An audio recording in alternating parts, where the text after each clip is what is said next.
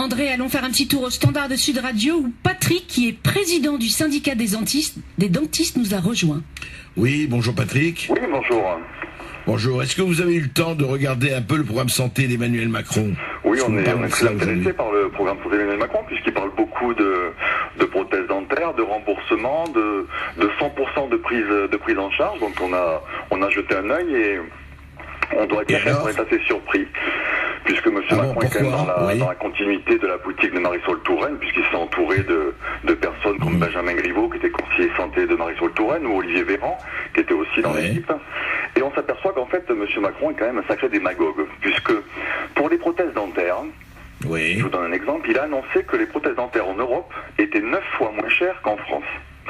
Alors, le tarif moyen d'une couronne en France est de 540 €, puisque je suis négociateur à la CNAM, à la Caisse nationale d'assurance maladie. Donc ces chiffres sont donnés par la sécurité sociale. Donc une couronne à 540 € en France, ça veut dire qu'en Europe, dans les pays comme l'Allemagne, l'Italie, le Portugal, on serait 9 fois moins cher que 540 €, ce qui reviendrait à 60 € la couronne céramique dans les pays homologues. Alors je vais vous donner les vrais tarifs rapidement, puisqu'en Allemagne c'est à peu près 600 €, au Portugal c'est 650 €, combien en Allemagne, c'est 700 €. Donc on est dans des tarifs à peu près équivalents pour les prothèses dentaires. Donc ça c'est un des mensonges que M. Macron a. Alors le deuxième problème qui se pose, c'est que M. Macron dit qu'il va faire jouer la concurrence pour faire baisser les tarifs des chirurgiens dentistes. Alors, faire jouer la concurrence, comment on fait? On fait appel à des laboratoires de prothèses exotiques, chinois, thaïlandais, marocains, tunisiens.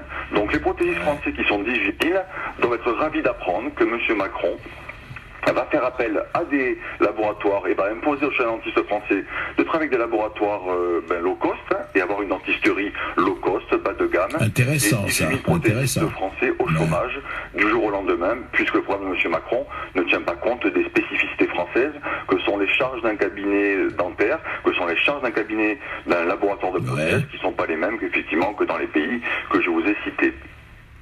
Ça écoutez, c'est une très bonne information, c'est important que vous disiez ça. Autre chose dans ce que vous avez lu pour ce qui vous concerne, bien sûr la dentisterie, je redonnerai ensuite la parole à Bernard Cron, mais en fait vous avez l'impression, Patrick, que quelque part c'est de la démagogie, c'est de la légèreté, c'est quoi Non, c'est une espèce de... En fait, la démagogie de M. Macron est la même que M. Attali et d'autres, que M. Montebourg, puisque déjà, il y a 3 ans, on avait manifesté dans la rue à plus de 10 000 praticiens contre M. Macron, qui voulait déréglementer la profession.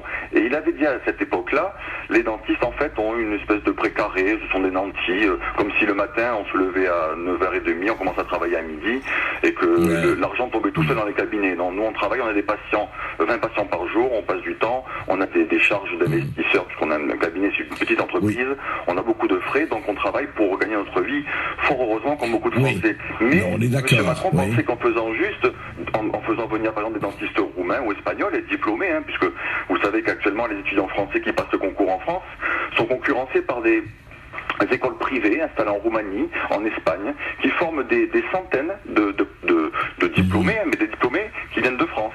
C'est-à-dire que les étudiants passent le concours de médecine en France. Ah oui, je veux dire, ils vont là-bas, les Français vont là-bas pour avoir leur diplôme qui est reconnu. Voilà. Et après ils reviennent, puisqu'on a une liberté de circulation là depuis le traité de Bologne.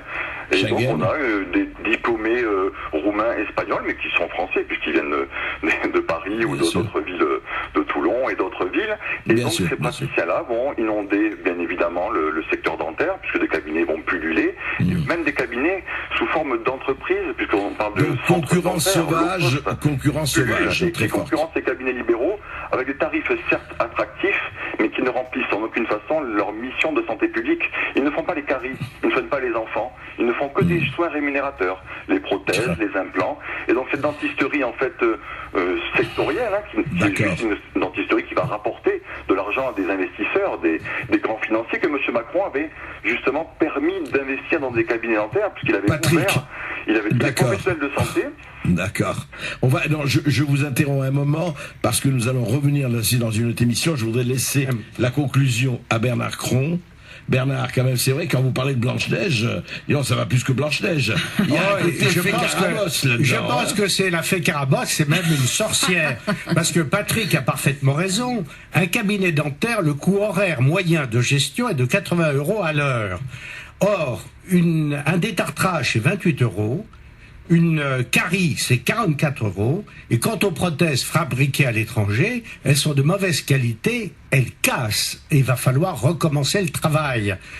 On revient au même problème qu'avec les génériques, où les génériques qui sont fabriqués en Asie, 80% qui ont été contrôlés avaient des malfaçons par l'Europe. Donc on est toujours dans un cercle vicieux. Eh bien, il faut arrêter que le candidat mente.